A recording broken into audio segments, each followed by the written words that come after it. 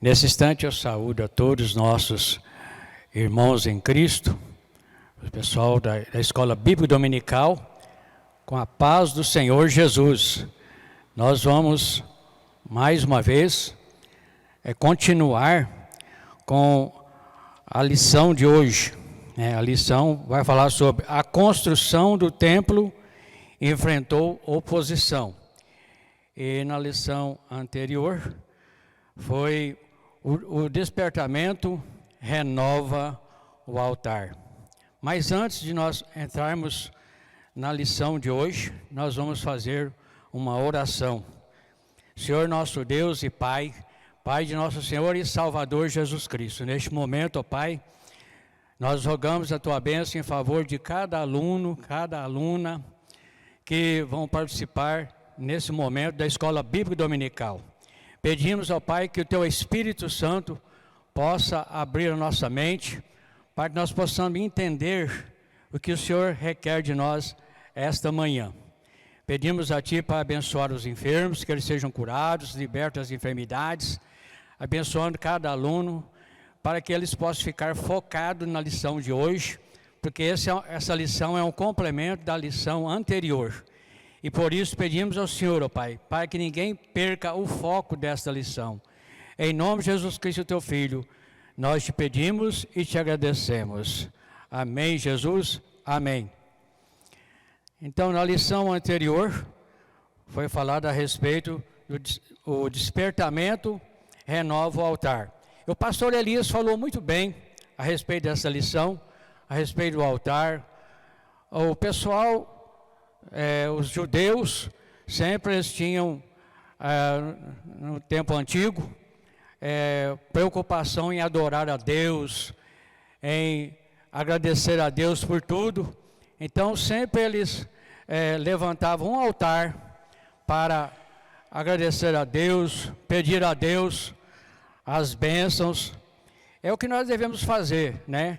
E o pastor Elias falou a respeito do altar, que o altar de Elias, né, o altar também de Noé e de vários outros lá, que eles se preocupavam em levantar o altar para agradecer a Deus. E nós estamos falando nesta lição a respeito do povo judeu, depois que eles vieram, que eles chegaram em Jerusalém para a construção do templo do Senhor. E nessa construção do templo, eles enfrentaram oposição. Sempre assim, irmãos, quando nós vamos prestar algum culto a Deus, vamos fazer a obra do Senhor, sempre aparecem os oposicionistas, né? Os importunadores, aqueles que não querem ver o sucesso na obra de Deus. Mas, antigamente, e como sempre, a Bíblia nos abre a nossa mente para que possamos buscar a Deus, orar a Deus e agradecer a Ele por tudo.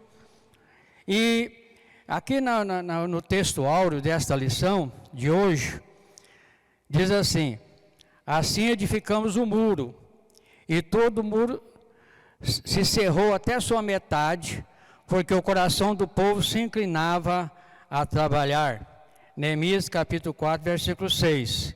Nós falamos anteriormente a respeito do altar, agora nós vamos falar a respeito do templo, da construção. Se confiarmos verdadeiramente em Deus, venceremos todas as resistências do maligno. Aí é que está, irmãos. Nós devemos confiar em Deus verdadeiramente, para que possamos vencer todas as resistências malignas, né? E muitas vezes aparecem para perturbar a obra de Deus. Então, agora vamos ler a leitura bíblica em classe. A leitura bíblica em classe ela é um pouco extensa. Está lá em Êxodo capítulo 4, verso 7, o 9, o 11 ao 13, 15, 16, 21 ao 24. Então vamos ler aqui a leitura bíblica em classe. E nos dias de Artaxerxes, escreveu Bislão, Midredate, Tabeel e os outros da sua companhia, a Artaxerxes, rei da Pérsia. E a carta estava escrita em caracteres aramaicos e na língua siríaca. Então escreveu Reum, o chanceler, e Sinzai, o escrivão, e os outros da sua companhia, Dinaitas e Arfarsaquitas, Tarpelitas, Afarsitas, Arquevitas, Babilônios, Susanquitas, Deanitas, Elamitas. Verso 11. Este, pois, é o teor da carta que ao rei Artaxerxes lhe mandaram. Teus servos, os homens daquém do rio, e em tal tempo, saiba o rei que os judeus que subiram de ti vieram a nós a Jerusalém, edificam aquela rebelde e malvada cidade e vão restaurando os seus muros e reparando os seus fundamentos. Agora saiba o rei que se aquela cidade se reedificar e os muros se restaurarem, eles não pagarão os direitos, os tributos e as rendas, e assim se danificará a fazenda dos reis. Versículo 15. Para que se busque no livro das crônicas de teus pais, e então acharás no livro das crônicas, saberás que aquela foi uma cidade rebelde e danosa dos reis e províncias, e que nela houve rebelião em tempos antigos, pelo que foi aquela cidade destruída. Nós, pois, fazemos notório ao rei que se aquela cidade se reedificar e os seus muros se restaurarem, desta maneira não terás porção alguma desta banda do rio. Agora, pois, dai ordem para que aqueles homens parem, a fim de que não se edifique aquela cidade, até que se dê uma ordem por mim. E guardai-vos de cometerdes erro nisso. Por que cresceria o dano para prejuízo dos reis? Então, depois que a cópia da carta do rei Artaxerxes se leu perante Reum e Sinzai, o escrivão, e seus companheiros, apressadamente foram eles a Jerusalém, aos judeus, e os impediram à força de braço e com violência. Então cessou a obra da casa de Deus, que estava em Jerusalém, e cessou até o ano segundo do reinado de Dário, rei da Pérsia. É um texto um pouco longo, mas é necessário que a gente leia, para que vocês entendam o segmento desta lição. A introdução diz assim: o altar havia sido restaurado, a festa dos tabernáculos celebrada, o holocausto contínuo estava sendo oferecido cada dia, conforme o rito. Esdras 3, verso 2 ao 4. A vida espiritual dos judeus que haviam retomado do cativeiro seguia o que estava prescrito na lei de Moisés. Somente esperava o momento de iniciar a reedificação do templo. Muito bem, irmãos. A preocupação dos judeus quando eles chegaram lá na construção do templo, antes da construção do templo, eles tiveram que erguer o altar, levantar o altar para sacrificar ali ao Senhor. E eles realizaram ali todos os tipos de sacrifícios, né? Inclusive a festa dos tabernáculos, do holocausto. E o holocausto era sempre contínuo, estava todos os dias ali, conforme Esdras.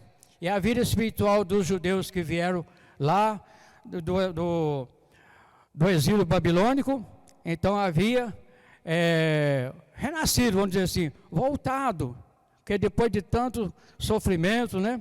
Então ali já tinha recobrado novamente a espiritualidade deles. Eles fizeram tudo conforme está escrito na lei de Moisés. Agora eles estavam esperando um momento de iniciar a reedificação do templo. Vamos lá. Os alicerces do templo são lançados. Depois que os materiais para a construção do templo chegaram, segundo a concessão feita pelo rei Ciro da Pérsia, Zorobabel e os que haviam voltado do cativeiro lançaram os alicerces do templo. Êxodo 3:8. Todos apresentavam muita animação para o trabalho. Então não faltaram para eles material para a construção do templo. E então Zorobabel e os que haviam voltado do cativeiro iam então lançar os alicerces. E então eles lançaram os alicerces e agora eles todos apresentavam muita animação para esse trabalho. E quando lançaram os alicerces, nós vamos ver aqui o que aconteceu, né? Foi uma maravilha, e que os sacerdotes, eles ali tocaram a trombeta e fizeram grande maravilha ali, né? Fizeram uma cerimônia muito linda no momento que os alicerces foram lançados. E o lançamento dos alicerces foi celebrado com uma solenidade. Os sacerdotes, já paramentados e com trombetas, e os levitas, filhos de Asaf, com saltérios, para louvar o Senhor, conforme a instituição de Davi, rei de Israel. Êxodo 3:10. Todos que assistiram o lançamento dos alicerces expressaram seus sentimentos com tão grande júbilo que as suas vozes se ouviam de muito longe. Êxodo 3:12, versículo 13. Então nós, ao examinarmos aqui, nós vemos que a alegria dos sacerdotes, a alegria dos cantores, dos instrumentistas, foram muito grandes. Quando eles viram que o alicerce do templo já estava pronto para levantar as paredes, eles se alegraram muito, eles louvavam a Deus, glorificavam a Deus. Inclusive o sacerdote, eles já paramentados, ele tocou a trombeta, e os levitas, filhos de Asaf, com saltérios, louvaram ao Senhor, glorificaram a Deus conforme a instituição de Davi. Todos assistiram o lançamento do alicerce. Olha para vocês verem que maravilhas, né? Com tão grande júbilo, eles se alegravam, eles cantavam, outros choravam, e de longe se ouvia o barulho que eles faziam. Enquanto choravam, se alegravam, oh glória a Deus, porque aquela alegria tão grande assim, é porque eles estavam longe, ficaram 70 anos distante do templo, do lugar de adoração a Deus, e porque tinha sido tudo destruído, e agora eles estavam lançando novamente o alicerce. Zorobabel tomou essa iniciativa, e ali levantaram o alicerce. Agora, quem mais sentiu a alegria foram aqueles que anteriormente congregavam no templo, antes dele ser destruído. Então eles choravam mesmo, para eles parecia um sonho, com certeza, ver aquele alicerce sendo erguido, e logo estaria novamente o templo pronto. Muito maravilhoso isso aí, gente. Então, nós devemos agradecer a Deus quando nós temos a oportunidade de adorar a Ele, servir a Ele. Nós estamos há esses dias sentindo falta da nossa congregação, de olhar no olho de irmão e irmão, né? Por quê? Por causa dessa pandemia, então nós estamos ausentes do templo do Senhor. Mas nós vamos ver aqui à frente, que nós somos o templo do Espírito Santo. É onde nós estamos, Deus está, porque naquela época eles tinham que ter o lugar certo de adoração, tinha que ser no templo, lá em Jerusalém, né, lá em Judá. Eles teriam que estar ali para adorar a Deus, servir a Deus. Mas agora nós vamos ver a mudança que houve aqui, né? A reedificação do templo. A reedificação do templo foi resultado do despertamento que veio através de Ciro, rei da Pérsia. Esdras 1, verso 1 ao 2. Convém lembrar que o despertamento pentecostal aqui no Brasil, vejamos bem aqui, nós já vamos aumentar numa outra faixa, em 1911, trouxe consigo uma verdadeira renovação da doutrina da Igreja de Deus, que pode ser simbolizada pelo templo de Deus. Nós vemos aqui que hoje a igreja ela simboliza o templo de Deus. A igreja são as quatro paredes? Não. A igreja somos nós, o povo de Deus, onde nós estamos. Nós somos o templo do Espírito Santo e Deus se alegra conosco quando nós glorificamos, louvamos o nome dele. Então, hoje é diferente do tabernáculo antigo, é diferente da época do Antigo Testamento, porque aqui Jesus Cristo veio e trouxe uma nova aliança com o povo. Então, quando o pentecostalismo chegou no Brasil, já veio trazendo uma bagagem muito boa.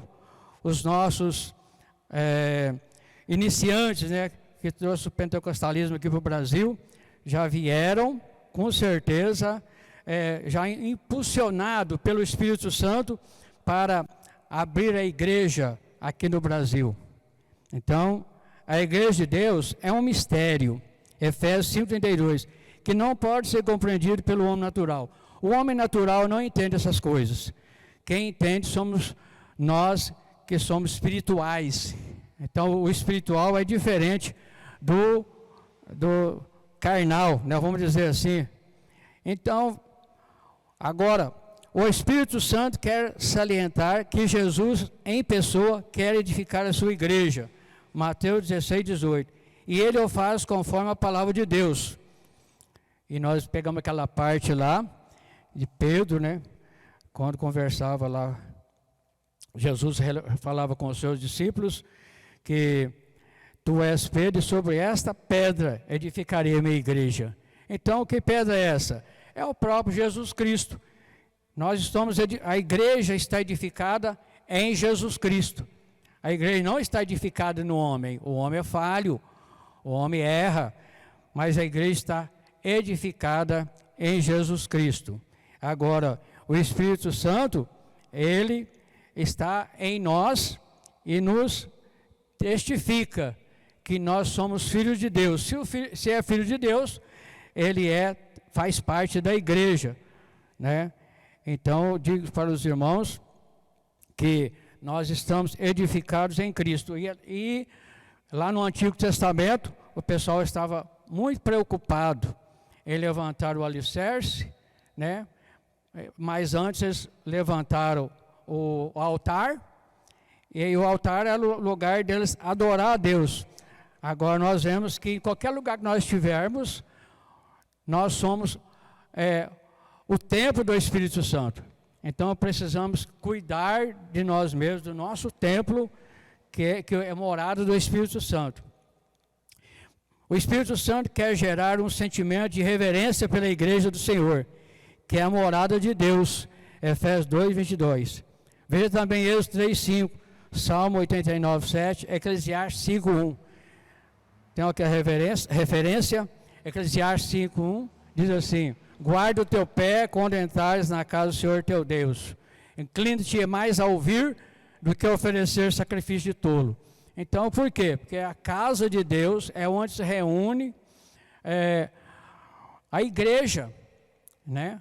A casa de Deus, o templo, é onde se reúne a igreja, é eu, é você, nós, as crianças, os jovens, nós somos o templo do Espírito Santo.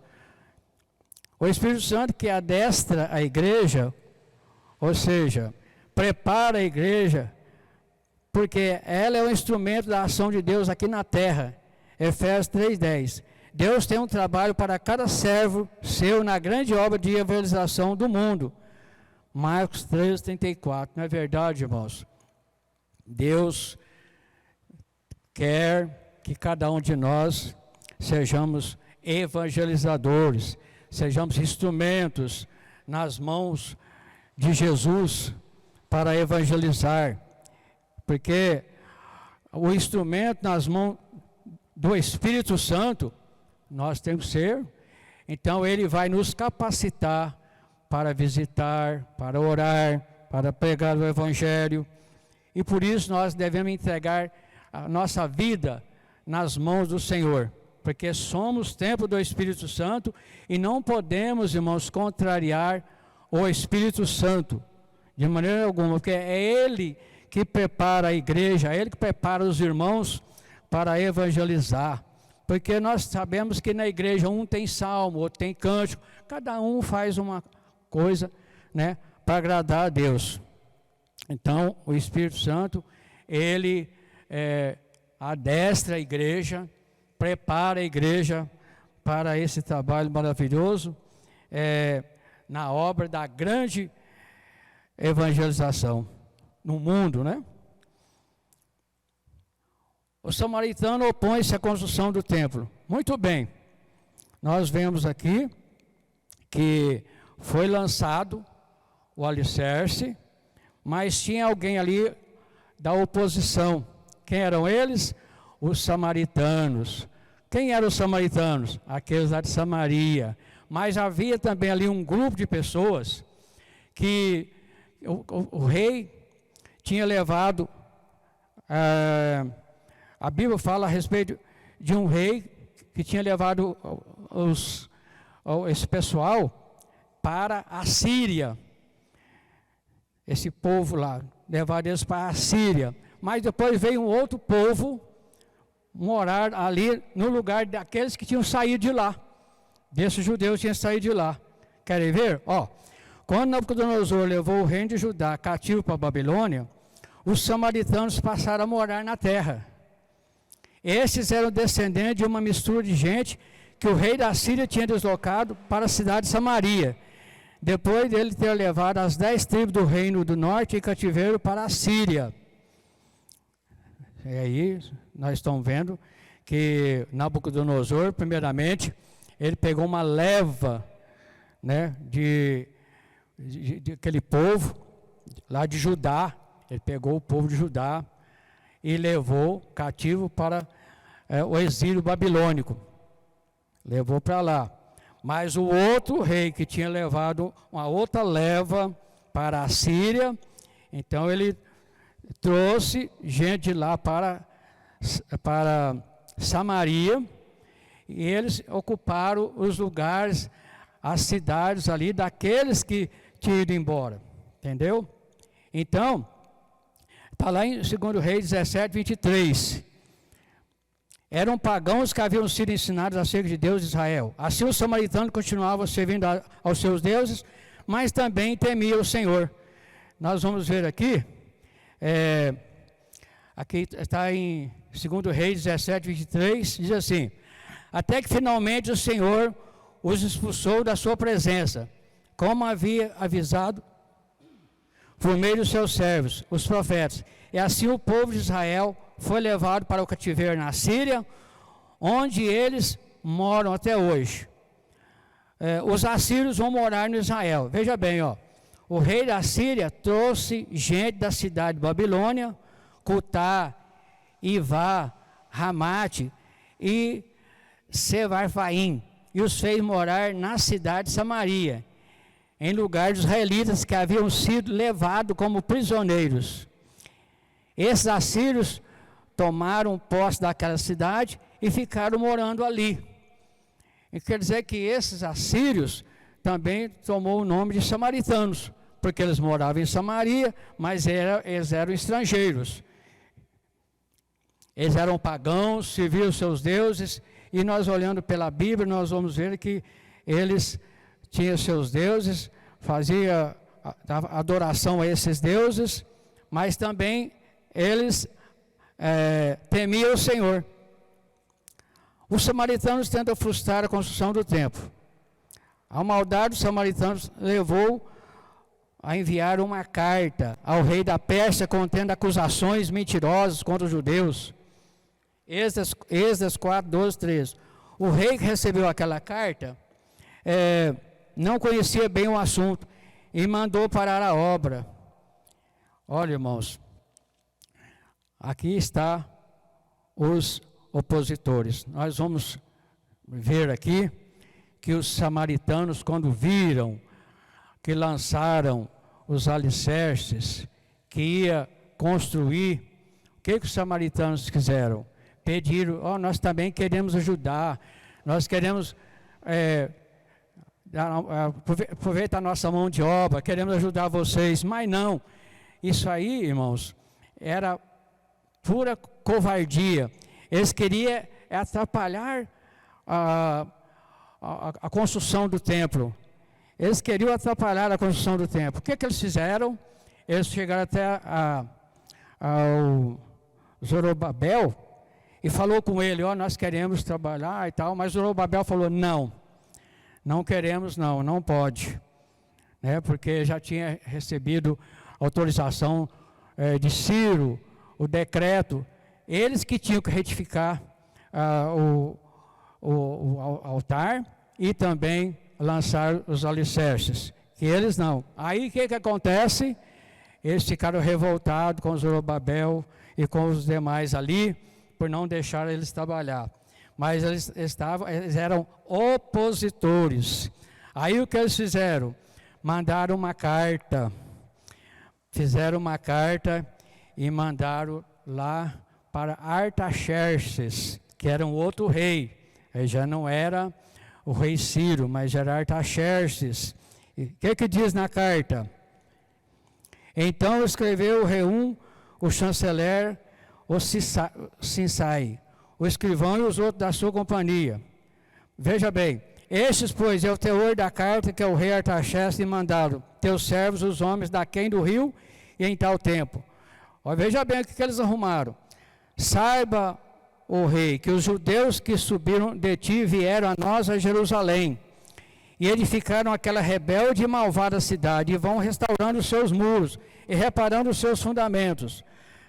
Agora saiba, o rei, que se aquela cidade se reedificar, e os muros se restaurarem, eles não pagarão os direitos, os tributos e as rendas, e assim se danificará a fazenda dos reis.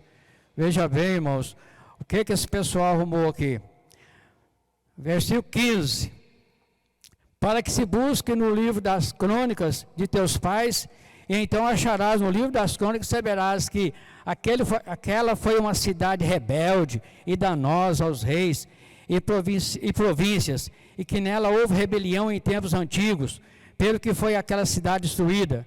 Nós, pois, fazemos notório ao rei que se aquela cidade se reedificar e os seus muros se restaurarem, desta maneira não terás porção alguma desta banda do rio.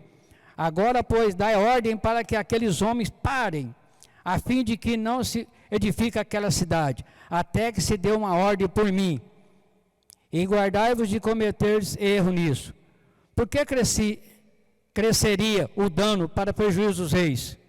Então, depois que a cópia da carta do rei Artaxerxes se leu perante Reum e Sinsai, o escrivão, e seus companheiros, apressadamente foram eles a Jerusalém, aos judeus, e impediram a força de braço e com violência. Então cessou a obra da casa de Deus que estava em Jerusalém, e cessou até o ano segundo do reinado de Dário, rei da Pérsia.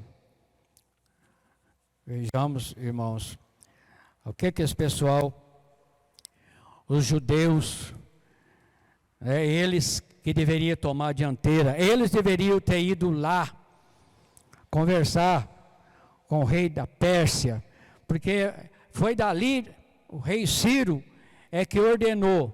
E outra coisa, uma autoridade inferior não ultrapassa a autoridade superior. Então a autoridade superior foi que o rei Ciro tinha recebido de Deus, que a Bíblia, lá no capítulo 45 de Isaías, fala que Ciro foi escolhido por Deus, né? É servo de Deus, foi ungido por Deus para isso. Então, mas o rei Artaxerxes não sabia o que estava se passando, mas ele estava construindo com uma autoridade superior. E com esse negócio, vejamos bem, que eles foram lá, esse pessoal chegou com a carta assinada pelo rei Artaxerxes, que embargou a construção do templo.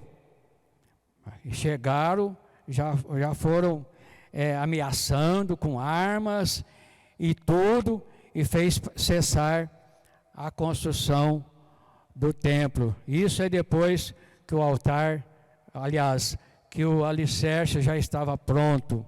Por isso, irmãos, quantas vezes nós somos bombardeados quando queremos fazer algo para Deus. O inimigo, muitas vezes, tenta nos barrar, parar de fazer a obra de Deus. Mas o que aconteceu aqui? Nós vamos ver em seguida que o povo de Deus, esse povo escolhido, que é os judeus, eles deveriam ter buscado a Deus, orado a Deus, ou ido lá, né? Mas eles deixaram que os seus inimigos fossem primeiro. O samaritano tenta frustrar a construção do templo. Então, vejamos aqui. A maldade do samaritano levou-os a enviar uma carta ao rei da Pérsia, contendo acusações, como nós lemos aqui. O rei recebeu aquela carta, não conhecia bem o assunto e mandou parar a obra. Está lá em Êxodo 4, 21. Como se explica a falta de resistência dos judeus? Vamos lá. Os judeus deveriam ter ido ao rei da Pérsia para assegurar a construção.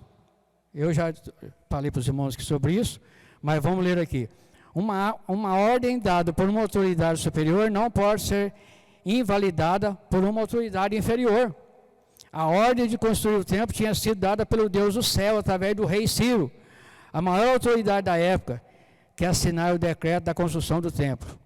Muito bem, já falei sobre isso. Agora, os judeus deveriam ter recorrido a Deus. Toda a história dos judeus é rica de exemplos de como Deus ajudou seu povo em tempos difíceis. A própria vinda dos judeus para Jerusalém era uma das claras demonstrações de que Deus estava nesse negócio. Vejamos que a história dos judeus é rica em exemplo. Só deles saírem, receberem o decreto para sair de lá do exílio babilônico, para ir para Jerusalém, para adorar a Deus na sua terra, na sua pátria, já era um milagre de Deus, já estava sendo abençoado por Deus. Agora vejamos algum exemplo da história dos judeus quando foram ajudados pelo Senhor. Vamos lá. Nos dias do rei Ezequias, Judá foi cercado pelo exército do rei da Síria. Então essa passagem aqui é do conhecimento de todos os irmãos, todos os alunos, a respeito do rei da Síria. Nós vemos lá que o Senaqueribe, com seu exército, cercou Judá tentando levá-los para ser prisioneiros, para o exílio, lá na Assíria. É outro lugar de sofrimento. Mas acontece que Ezequias era um homem de Deus, um homem de visão. Ele era um homem que tinha experiência com Deus. Vejamos bem. Nessa hora de perigo, o rei Ezequias buscou o Senhor e foi ouvido. É o que o pessoal lá devia ter feito antes de os opositores mandar aquela carta para Artaxerxes. Devia fazer conforme Ezequias fez. Ezequias, o que ele foi fazer? Não foi buscar recurso no homem, não foi em uma pessoa superior a ele, mas ele foi em busca do Deus, o Deus de Israel. Ele orou a Deus, e sabe o que aconteceu? Quando ele viu que a cidade estava toda cercada pelos exércitos assírios, o que aconteceu? Depois que ele orou a Deus, o Senhor mandou um anjo lá, e o anjo matou, vamos dizer assim, 185 mil soldados. Quando eles no outro dia de manhã, olharam lá, a cidade estava toda cheia de pessoas mortas. Vejamos bem, Deus usa os seus exércitos. O Senhor tem vários exércitos. Ele apenas mandou um anjo. E o anjo matou 185 mil soldados do rei assírio. Aí nós temos aqui referência, 2 Reis, capítulo 19, 30, 2 Crônicas 32, versículo 21 ou 22. Vocês podem conferir na sua Bíblia. E outro exemplo aqui, nos dias do rei Josafá, ameaçados pelos amonitas e pelos moabitas, os habitantes de Judá foram convocados pelo rei para pedir socorro ao Senhor. Olha para vocês verem aqui. O texto em 2 Crônicas 20, versículo 1 ao 24. Deus guerreou por eles e sem terem que lutar, os inimigos foram desbaratados. Aqui nós vemos a sabedoria de Josafá. Quando viu os habitantes de Judá sendo ameaçados, o que ele fez? Ele convocou o povo para orar a Deus, para buscar a Deus. E Deus guerreou. E Deus falou, vocês ficam quietos, vocês não vão fazer nada, eu vou fazer tudo. Então nós vemos aí que Deus fez com que eles, os seus opositores, né, o seu exército, que queria destruir os habitantes ali, os amonitas e moabitas. O que aconteceu? Eles começaram a brigar entre eles, um mata o outro mata o outro, outro mata o outro, e não feriu ninguém do povo de Josafá. O exército de Josafá não foi preciso de lutar, porque Deus lutou. Ele falou, a luta não é vossa, a luta é minha. Glória a Deus, é assim que Deus faz, irmão. Muitas vezes você está lutando, preocupado com alguma coisa, saiba que essa luta sua passa, esse problema seu passa. Porque a maior é aquele que está em nós que aquele que está no mundo. Às vezes você vê um muro diante de você, dá a impressão que não tem saída, mas olha para o alto, a saída está no Deus de Israel, no Deus de Jacó, no Deus de Abraão. É Ele que responde às nossas orações. Glória a Deus. Os muitos exemplos da ajuda de Deus no passado deveriam ter inspirado os líderes do povo a resistência a esta maldade dos inimigos judeus. Então, e por que eles vacilaram? Eles sabiam tudo isso. Eles sabiam que o Deus de Israel não desampara ninguém. Por que será então? Por que eles não invocaram o nome do Senhor? Em vez de deixar que seus opositores, seus, vamos dizer assim, seus algozes, vamos dizer, foi à frente, contou aquela mentira lá, em parte, segundo a Bíblia, em parte eles tinham razão. Israel, o povo judeu não foi para a Babilônia, santinhos não, eles tinham coisa errada também, mas não era assim também, eles aumentaram muito, para poder condenar e parar a construção do templo. Uma pessoa aqui, o motivo da falta de resistência dos judeus é de ordem espiritual. Então eles estavam fracassados, era de ordem espiritual o fracasso deles, faltou resistência aí. Zorobabel, veja bem, Zorobabel, o chefe político do povo judeu, até então tinha confiado em sua própria força, conforme Zacarias 4:6. Quando as suas próprias forças se esgotaram, não teve mais condições de existir, sentindo-se inteiramente desarmado diante do inimigo. Aí é que está, Zorobabel, faltou espiritualidade nele, faltou mais confiança, faltou mais que ele se achegasse mais a Deus. Ele confiou nas forças do seu braço, ou das vezes em alguém, mas faltou aqui, as suas forças fracassaram, ele não teve condições, de resistir, e aí, ele ficou desarmado diante do inimigo. Irmãos, o nosso inimigo hoje é Satanás, é o nosso maior inimigo, os demônios. Então não fujamos, não confiamos em nós mesmos, não fujamos da presença do Senhor. Procuremos fazer o máximo para estarmos na presença de Deus, com o nosso altar consertado, que na hora que clamarmos ao Senhor, Ele possa ouvir a nossa oração. Aqui faltou na parte de Zorobabel mais confiança. Não podemos confiar na força do nosso braço, não podemos confiar em nós mesmos. Nós devemos confiar no Senhor, né? Porque é a nossa fortaleza, como diz a Bíblia, é o socorro bem presente na hora da angústia. Nós temos um outro exemplo que Josué, o sumo sacerdote e líder religioso do povo, estava com as suas vestes manchadas. Então, olha, as vestes manchadas é símbolo do pecado. E muitas vezes o inimigo, ele nos ataca. O inimigo, nossas almas, como eu falei, ele fica olhando se acha alguma brecha para ele entrar. E nós vemos aqui que o inimigo tentou acusar o Josué, esse sumo sacerdote. Mas acontece que ele não teve vez, porque o anjo chegou e fez com que ele tocasse de roupa. E de roupa quer dizer, é arrependimento, é perdão, quando Deus nos perdoa, limpa as nossas vestes. Então, aí o inimigo não tem força, porque nós vamos clamar a Deus e aí ele vai nos ouvir.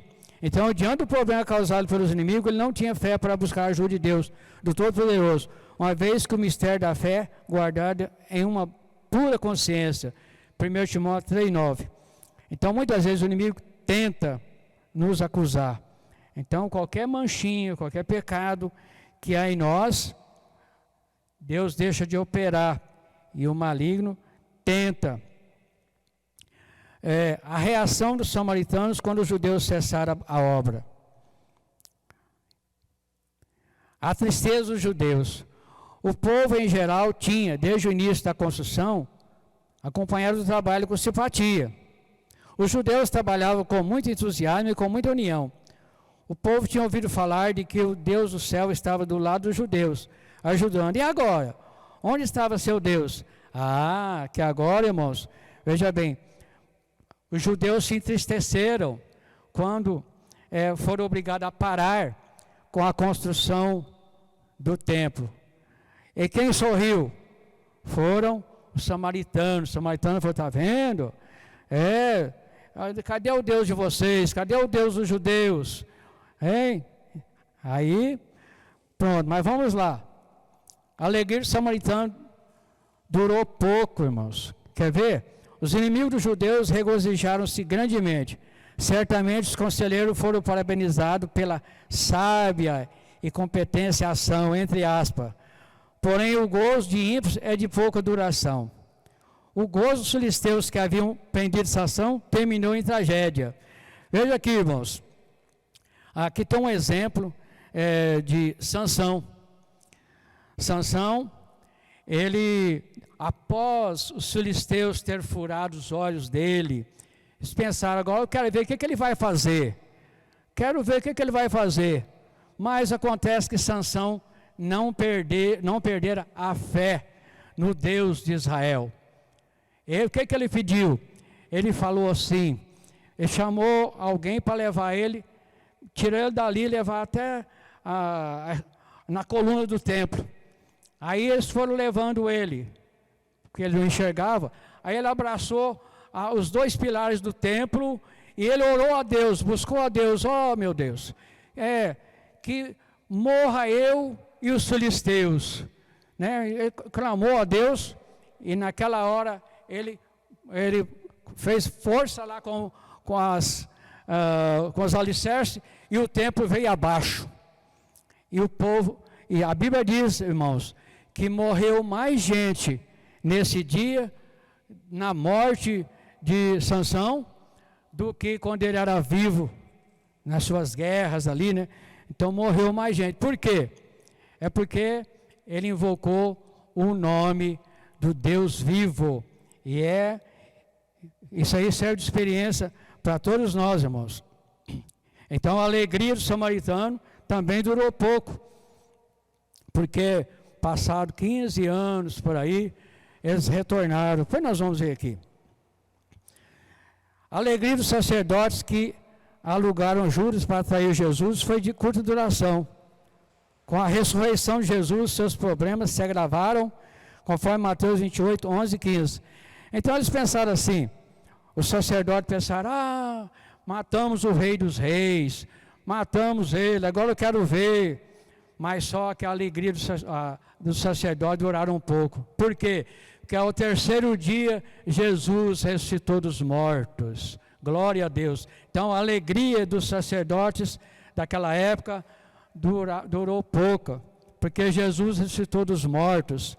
E que bom, irmãos, ele apareceu a muitos e teve aquela maior alegria quando os discípulos viram Jesus ressuscitado. Então a alegria do sacerdote durou pouco, pode deixar. Agora o desânimo dos judeus. Os judeus que tinham voltado do cativeiro para construir o templo, sentiram-se humilhados e tristes.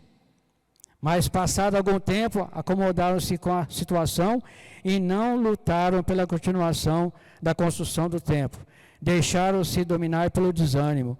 O desânimo é uma das mais eficazes armas usadas por Satanás contra os crentes. Lutemos contra o desânimo, em nome de Jesus. Então, irmãos, vejamos que os judeus que voltaram do cativeiro para construir os templos, muitos se desanimaram. Eles ficaram humilhados e tristes com aquela situação, porque teve que parar. E outros não ficaram desanimados mesmo. Então, o desânimo, aqui, segundo o comentarista desta lição, é uma arma poderosa que o diabo usa contra os crentes desanimados. Não podemos ficar desanimados, irmãos. Devemos estar animados em Jesus, pois é Ele que nos reanima, Ele que nos fortalece, Ele que nos dá força. Ele mesmo diz que através dele os demônios seriam expulsos, através dele os enfermos seriam curados. Em qualquer circunstância, não podemos desanimar, devemos estar sempre orando, buscando a presença de Deus, para que o inimigo não encontre brecha alguma. Alguns conformaram-se pensando que talvez ainda não era vontade de Deus construir o templo. Irmãos, conforme lá em Ageu 1, 2, eu estou achando que a obra parou porque não está no tempo de Deus ainda. Tem muitos que pensam assim, né? Mas já tinha profetizado, já tinha tudo organizado, tudo certinho, para eles entrar e pegar firme na obra para construir o templo. Mas sempre tem aqueles desanimados, outros já pensam que não é o tempo, né? Então, por isso, hoje, uma coisa eu digo para os irmãos, muitos são desanimados, parados, pensando, será que Jesus vai voltar para buscar a igreja? Será que vai demorar? Ou ele está equivocado? Hein? Então, muitas vezes vem essas coisas na cabeça das pessoas. Não, irmãos, pensa firme, porque Jesus diz, passará os céus e a terra, mas as minhas palavras não hão de passar. Por isso, não desanime. Outros aproveitaram a interrupção da obra para dedicar-se às suas o que aqui? As suas próprias casas. Está lá em Ageu. Lá em Ageu, capítulo 1, 9, fala que já que eles estavam desanimados, uns foram cuidar das suas casas, foi cuidar de outras coisas, e deixou a obra de Deus sem fazer. Outros chegaram a faltar com suas obrigações espirituais, deixando de contribuir para a casa de Deus. Vejamos que não faltou material para a construção do templo. Veio material de muitos lados para a construção do templo. Nós vemos lá logo no início. Então agora tem aqueles que param de contribuir. Não vou contribuir mais na obra, não. Porque do jeito que eu estou vendo, nós não vamos congregar mais. Nós não vamos congregar mais na igreja, não vou contribuir com o meu dízimo, não vou contribuir com as minhas ofertas. Não pensa assim, irmãos. Não pensa assim. Lá no tempo de Ageu foi assim também. Não pensa assim. Porque a igreja depende dos dízimos, depende das ofertas para a sua manutenção. Então vamos cooperar na obra de Deus. Talvez alguns judeus sinceros estivessem tristes e buscassem a Deus em oração, pedindo solução para a dificuldade, de modo que o templo pudesse continuar a ser construído. Talvez, né? Tinha alguns que estavam lá tristes, mas sinceros, que buscassem, orassem a Deus para que continuasse aquele templo poder ser construído. Aí nós vemos, irmãos, pela palavra de Deus, que após 15 anos, outras referências falam 18, mas é 15 anos, retornaram para a construção do templo. E aí, na lição seguinte, vocês vão ver a respeito da construção do templo. Já não é mais aqui a construção do alicerce, mas sim a construção do templo. Aqui na lição 5, Zorobabel recomeça a construção do templo. Então aqui já é outra coisa que vocês vão seguir. Não perca a ponta da meada. Não perca nenhuma aula, porque uma aula é sequência da outra. Muito bem, irmãos, nós aprendemos aqui que não podemos ficar desanimados diante das circunstâncias, diante daquilo que Deus pediu para nós fazer. Nós devemos dizer assim: eis-me aqui, Senhor, envie-me a mim, igual a Jeremias. Não podemos ficar calados. Hoje nós podemos louvar a Deus em qualquer lugar, porque nós somos o templo do Espírito Santo. O Espírito Santo está trabalhando na igreja. A igreja é eu, é você, somos nós. O templo, as quatro paredes, é o lugar para nós nos abrigar da chuva, do sol, mas o nosso coração, nós somos o templo do Espírito Santo. Vamos cuidar dele, desse templo, que o nosso altar, lugar que nós somos morados do Espírito Santo, que o nosso altar esteja consertado, que o desânimo, a falta de fé não venha nos surpreender.